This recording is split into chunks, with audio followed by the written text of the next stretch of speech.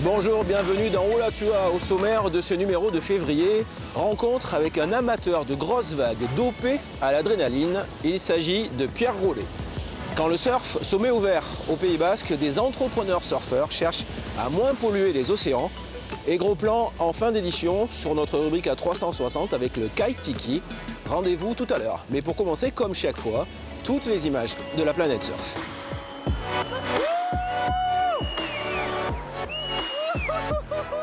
Nazaré, 8 janvier 2022. La légende est en marche, l'Atlantique en furie, les vagues dantesques. À l'eau des extraterrestres, des rides uniques, un courage énorme et un cauchemar pour Pierre Rollet. Le Bayonnais passe à la moulinette du spot portugais. Salut à tous, j'espère que vous allez bien. Bon, mais déjà, merci à tous ceux qui m'ont envoyé des messages d'encouragement par rapport à l'énorme boîte que j'ai pris à Nazaré ce week-end. La vague était très grosse, 7h30 du matin. Je suis tombé à plat sur le dos. Je suis ensuite reparti avec la lèvre. Ça m'a fait rester 2 vagues sous l'eau. Ils m'ont retrouvé 400 mètres plus loin que la zone du coup où j'étais tombé. Très très mal aux côtes. Ils m'ont sorti de l'eau, amené direct à l'hôpital. Merci à tous pour vos messages d'encouragement. À très vite. Justine Dupont chute elle aussi sur ce monstre. La reine du surf de gros passe d'interminables secondes sous l'eau avant d'être sauvée in extremis. Énorme frayeur pour la Girondine.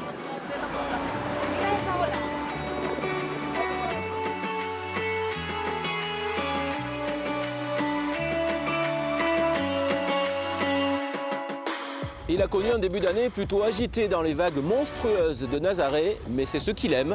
Pierre Rollet, l'homme de tous les défis.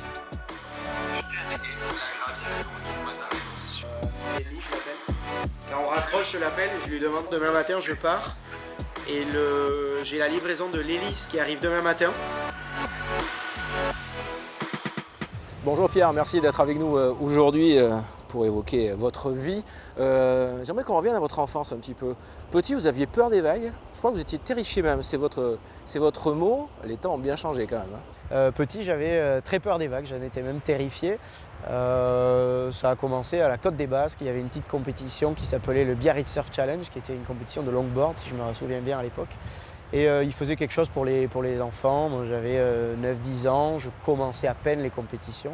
Et je me suis fait peur et d'un coup, gros blocage. Et j'étais donc terrifié des vagues et impossible de me sortir de la baie d'Andaille où les vagues sont tout le temps plus petites. Alors aujourd'hui, vous surfez du gros, entre autres. Pas que, mais entre autres. Vous spécialisez en tout cas dans le surf de gros. C'est complètement une autre dimension que le surf dit traditionnel. Alors ça n'a rien à voir, c'est carrément un autre sport. Après il y a le spirit qui est resté, on est quand même dans l'océan, on profite de la nature, c'est l'océan qui nous choisit, on attend les vagues, on court après les prévisions, mais c'est complètement un autre sport. Il y a des choses qui entrent en jeu, on a souvent des jet skis qui sont là pour nous aider. Quand les vagues sont très grosses, on a une logistique à mettre en avant avec de la sécurité, beaucoup de choses. Donc c'est complètement différent du surf traditionnel, mais que je continue à pratiquer et avec lequel je m'éclate à 200%. Ouais. Vous, sur un plan personnel, comment vous l'appréhendez chaque session dans du gros en fait? Il y a une forme de peur, pas de peur, de stress en fait, de concentration extrême, oui, j'imagine. Alors, pour préparer les sessions de gros, moi déjà, il y a une excitation qui est horrible à gérer pendant une semaine. Et ensuite, voilà, plus on regarde les cartes, plus on s'approche du jour J, plus il y a de la peur qui entre en jeu. Mais moi, aujourd'hui, cette peur, j'ai pas d'obligation, on va dire, donc il faut avoir peur, j'ai peur évidemment, mais je la ressens pas comme un stress qui arrive au moment présent. On a cette adrénaline et ce besoin d'adrénaline et d'endorphine qu'on ressent à la fin de la session, et je pense que c'est ça vraiment que j'ai besoin d'aller chercher à chaque fois, et si je le sens pas, je vais pas aller dans l'eau. Donc il y a plus ce sentiment d'excitation que de peur. Quand on demandait à Justine Dupont ce qu'elle ressentait sur une grosse vague énorme, vous connaissez bien Justine, elle nous répondait « je vis ». C'est exactement ça qu'on ressent? C'est exactement ça, on vit et on se sent libre sur une grosse vague. Après, souvent on m'a demandé qu'est-ce que j'entends, quel bruit fait la vague. Alors il y a le bruit de la vague. Moi je ressens plus, parce qu'on le ressent directement dans les jambes, le bruit de la planche qui tape sur les clapots. Il faut dire qu'on va très très vite quand on prend les vagues.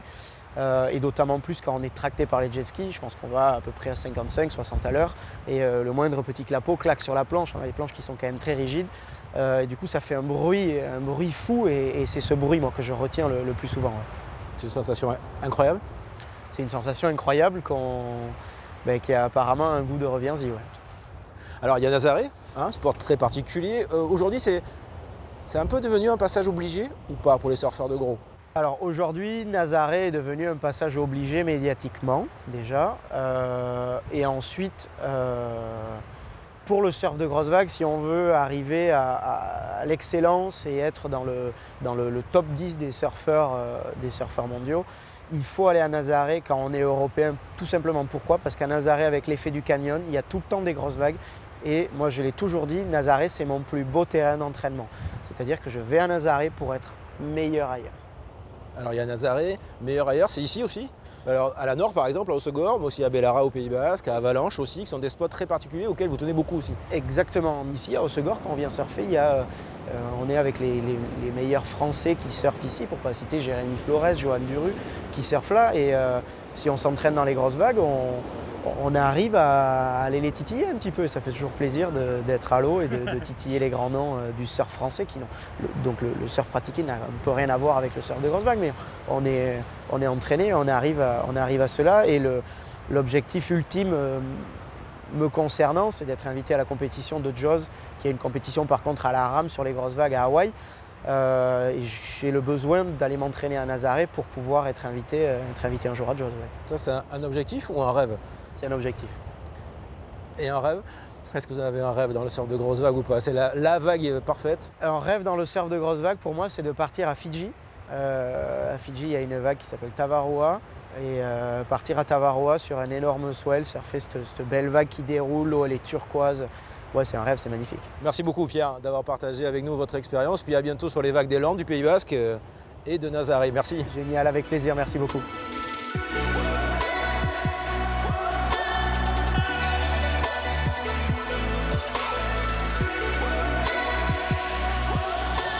Ils sont encore loin du niveau de Pierre Rollet, mais Hugo et Théa incarnent déjà la relève du surf tricolore, peut-être pour les Jeux Olympiques de 2028.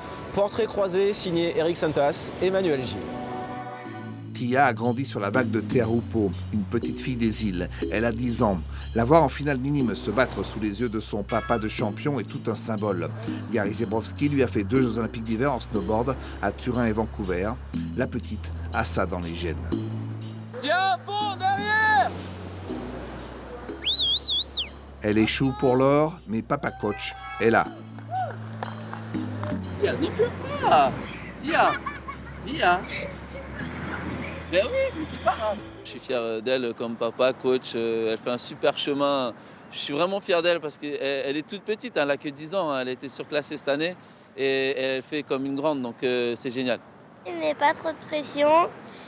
Il était sportif de haut niveau en snowboard. Et puis voilà, je vais essayer de faire pareil que lui, mais dans une autre sport de glisse, le surf. Quelques minutes après Tia, c'est Hugo Flory, 11 ans, qui devient champion de France minime. Il va intégrer le pôle espoir de Guadeloupe. On les a bouffés! Allez, bisous maman! Et il n'oublie pas d'appeler sa maman au téléphone. Bisous! Mon pleur, elle est pas bien. Du kiff, plein de kiff. J'adore les sports de glisse depuis tout petit et le surf, vraiment, j'accroche. En plus, je cours pour la Guadeloupe, donc ça me fait grave plaisir de gagner. Et ouais, c'est hyper cool parce que c'est la première fois que je l'ai fait. Les champions. Les 2 gosses se connaissent, ils ont fait partie du même club de Santosha à Cap-Breton. Leurs chemins vont désormais se séparer, mais les vagues les réuniront. Et puis ça a gagné, c'est cool. Ouais, c'est grave. C'est grave, je suis trop content. Et comme 2 grands, ils refont déjà leur finale, Toi, t'étais pas loin. Hein. leur première. Je pense que t'aurais... Je pensais que la dernière vague, là, elle allait... Si elle aurait compté, t'aurais fait première.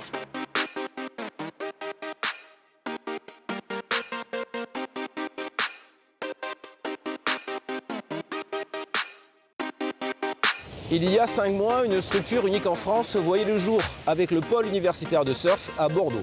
Aujourd'hui, premier bilan à l'occasion d'une compétition interne, ici sur la plage du Grand Cros, au Cap Ferret.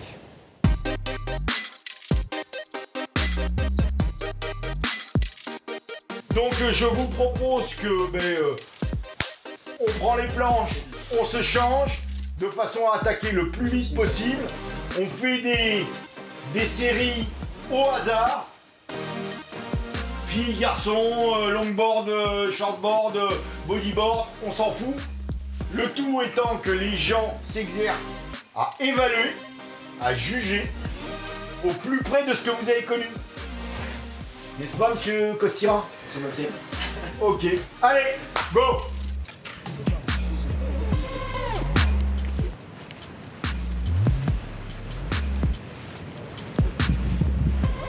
Allez, en route! Il y a un point à faire en milieu d'année. D'une part d'un point de vue technique et puis comme les examens universitaires viennent de se passer, on va faire aussi un point scolaire et donc ça nous permet de faire un demi-bilan, on va dire, sur cette année et sur cette première année du pôle universitaire de surf et pouvoir mettre en place une double politique de réussite universitaire et de réussite sportive.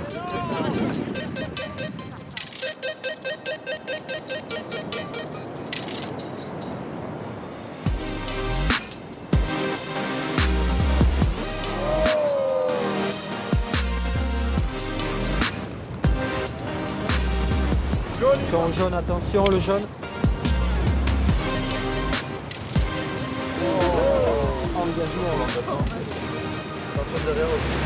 J'ai déjà passé une formation de juge, donc pourquoi pas juger quelques compétitions de jeunes plus tard. Ça m'intéresse, toujours intéressant. Je suis bodyboarder, donc il manque des juges dans le bodyboard aussi. Donc voilà, pourquoi pas. C'est super cool, ça nous remet une petite routine d'entraînement physique, natation. Voilà, après on a des rencontres comme ça aussi de surf, donc c'est sympa quoi. Parfois à la fac on perd un peu nos routines, donc ça nous remet un peu une petite routine quoi.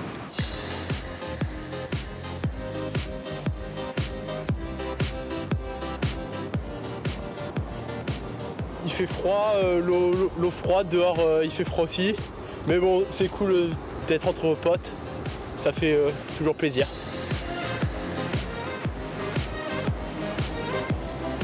Aujourd'hui c'était compliqué, mais on fait toujours plaisir de retourner dans l'eau après les vacances de Noël.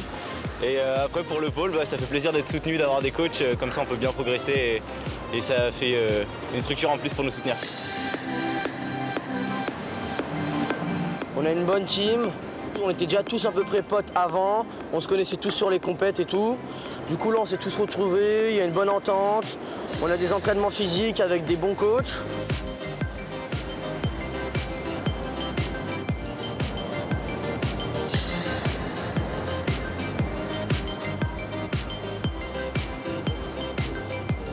Vous changez, vous me mettez au chaud, juste pour tenir encore une demi-heure, trois quarts d'heure, le temps du jugement. Okay. Et après on fait sauvetage. Sauvetage après.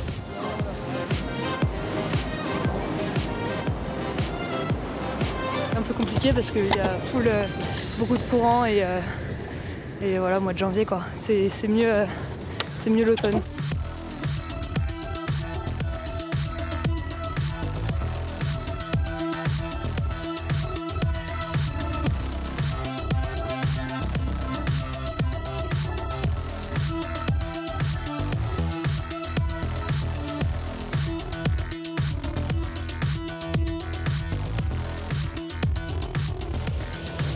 La protection des océans, la qualité des eaux, un enjeu forcément majeur pour le monde du surf. Au Pays Basque, des auto-entrepreneurs surfeurs cherchent à moins polluer. Quand le surf se met au vert, c'est un reportage de Sabrina Corrieri et Emmanuel Galerne.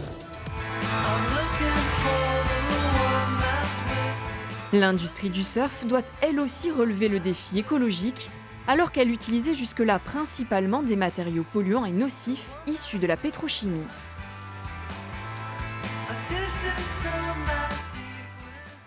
Franck Pérez en a bien conscience. Depuis octobre, dans cette pépinière d'entreprise à Saint-Jean-de-Luz, il se sert de plastique recyclé et de combinaisons de surf usagées pour fabriquer un leash, l'accessoire qui relie le surfeur à sa planche. Là ici j'ai une combinaison. Donc combinaison qui a eu une durée de vie. Ce néoprène, on peut le revaloriser dans ce strap ici qu'on voit là pour le confort de la cheville du surfeur. Il est découpé et ensuite il est assemblé, cousu dans le leash. Une idée qui lui est venue pendant le confinement. Il travaillait déjà dans l'industrie du surf et était confronté à des problèmes d'approvisionnement. Jusqu'ici, ses accessoires étaient tous fabriqués en Chine. L'idée, c'est de relocaliser la production d'accessoires de surf en France. L'idée, c'est de faire des assemblages qui puissent se réparer aussi au maximum. Essayer d'allonger la durée de vie de ce produit qui est le leash. Parce qu'aujourd'hui, les pièces sont fusionnées en pays asiatiques, donc on ne peut pas réparer s'il y a quelque chose qui casse.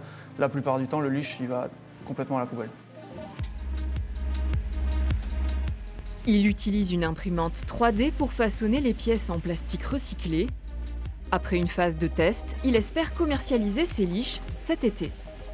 J'ai envie de développer toute une gamme qui correspond aux attentes des surfeurs. Il y a le surfeur école, il y a le surfeur de gros, il y a le surfeur occasionnel ou le surfeur de petites vagues.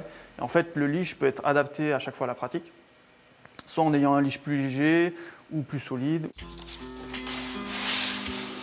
Lui aussi surfeur amateur passionné, Arthur cherchait comment créer des planches sans fibre de verre ni résine.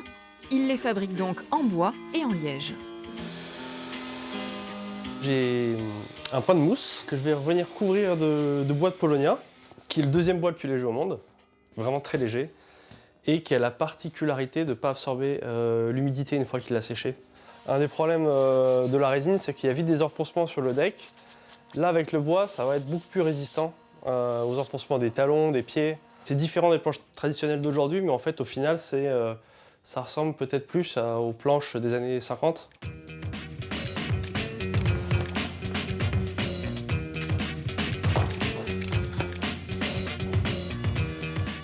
Le bois que j'achète, il vient d'une forêt qui est éco-gérée. Ensuite, le polystyrène que j'utilise, il est en partie recyclé, il est 100% recyclable. Le liège est aussi un matériau naturel. Au départ ébéniste, Arthur s'est installé à Anglette l'été dernier après avoir vécu plusieurs années en Australie. C'est là qu'il a découvert cette technique. Je me suis rendu compte que c'était des techniques que je connaissais. En tout cas, avec les planches que je fabrique, il y a beaucoup de points communs parce que les techniques de collage, c'est vraiment des techniques d'ébéniste. La presse sous vide que j'utilise aussi, c'est comme faire un meuble. C'est un meuble qui va aller dans l'eau, quoi.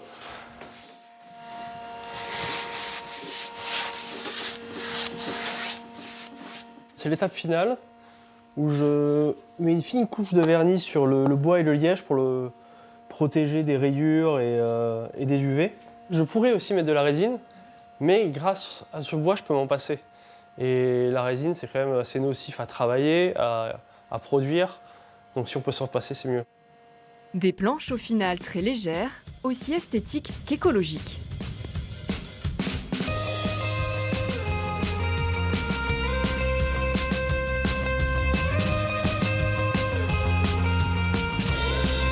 Dès qu'il y a une tempête ici, il y a du plastique partout sur les plages. Je pense qu'on ne peut pas aimer faire du surf, aimer fabriquer des planches de surf et pas se soucier de l'aspect écologique. Et il n'est pas le seul à s'en préoccuper.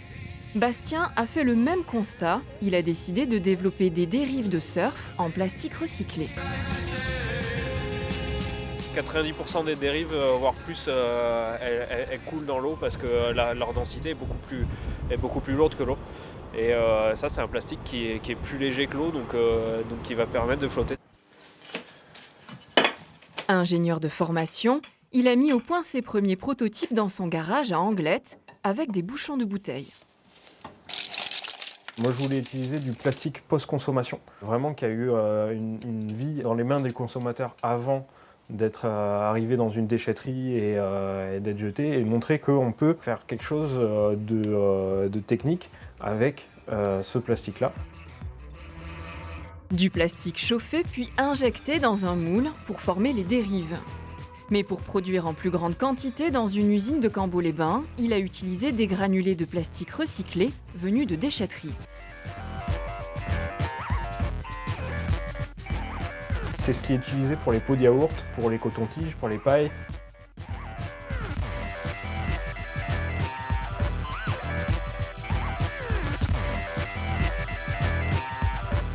Aujourd'hui, les dérives de surf, elles sont fabriquées soit aux États-Unis, soit en Chine. C'était du bon sens en fait de relocaliser la production pour gagner sur l'empreinte carbone.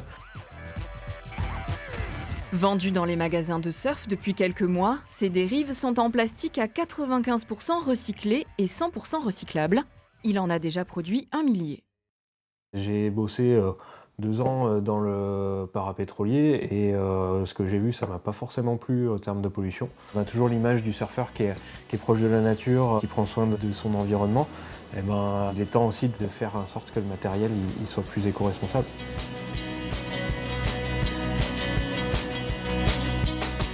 Des initiatives loin d'être isolées, les acteurs de la filière surf sont aujourd'hui nombreux à prendre ce virage écologique pour préserver l'océan qui reste leur terrain de jeu favori.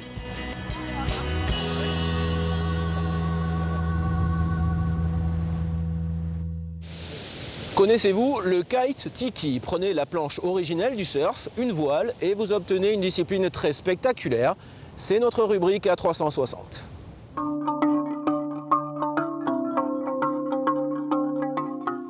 Allez, salut les amis. Bien ben voilà, on est parti pour une petite session de tiki. Je m'appelle Sergio.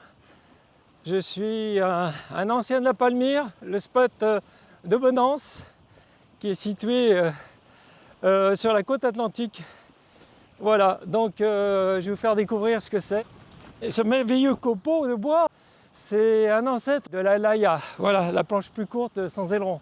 Celui-ci, la particularité, c'est qu'il y a un aileron pour remonter au vent et une spatule, de façon à pouvoir naviguer aussi dans les vagues. Alors, je vais vous présenter le tiki, cette belle bête à remonter le vent. Elle est là aujourd'hui, à la Palmyre. Il y a 2 tikis, le California, typé Wave, et le classique là-bas, qui est un peu plus long, il fait 2,30 m pour les poids un peu plus lourds. Allez, il fait son petit 100 kg le pépère, plus de 100 kg. Et il fait, voilà. Allez, nous on va le faire aussi. Wouhou.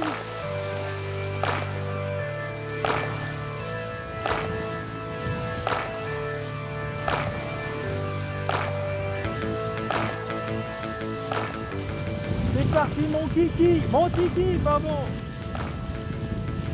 Allez mon petit Greg. Il est là le chef.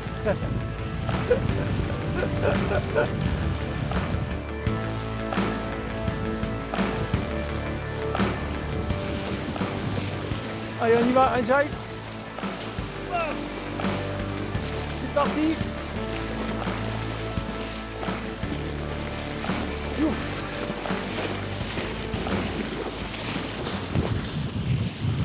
Changement de pied. Ça avance, j'ai déjà fait des pointes à 27-28 nœuds. Et franchement, c'est du régal. Voilà. Donc là, on va faire un petit virement de bord. Vous allez voir comme c'est très très facile. Il suffit de remonter son aile, là-haut à midi, et après le changement de bord se fait automatiquement. Et là, je suis dans les marais, là. Allez, on le fait. C'est reparti dans le sens. Ouais, j'ai fait un loop pour relancer. J'en fais un autre. Youhou!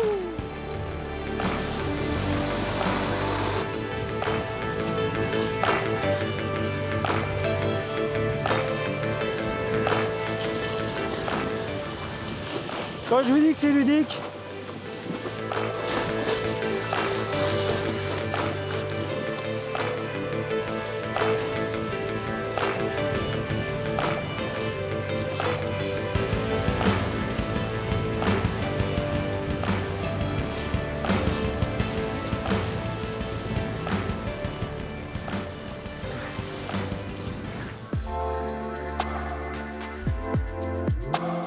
c'est la fin de cette Ola Tua. Merci de nous avoir suivis. On se retrouve dans un mois pour d'autres aventures. D'ici là, portez-vous bien et surfez bien.